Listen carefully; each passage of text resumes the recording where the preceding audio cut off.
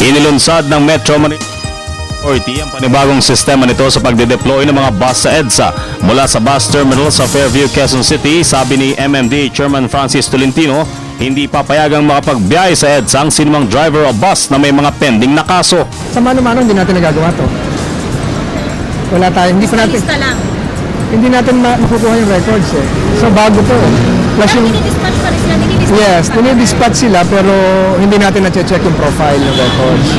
Tapos wala rin yung mamamayan na i-check yung pinakita kanina, through plate number kung may record na aksidente. And bawa, pasahero ka, nakasakay ka, chinek mo yung plate number ng bus mo, ang dami na pala aksidente, o bumaba ka na muna siguro. Paliwanag ni Chairman, kapag may kasong paglabag sa trapiko ng isang driver o operator, dapat na panagutan ito agad upang hindi maabala sa mga susunod itong biyahe. Pag nagsesettle ka, ibig sabihin handa mong harapin yung consequences ng ginawa mo eh. Yes. Yung pananagutan mo, nagbayad ka. Pero kung hindi mo sinesettle, binabaliwala mo yon.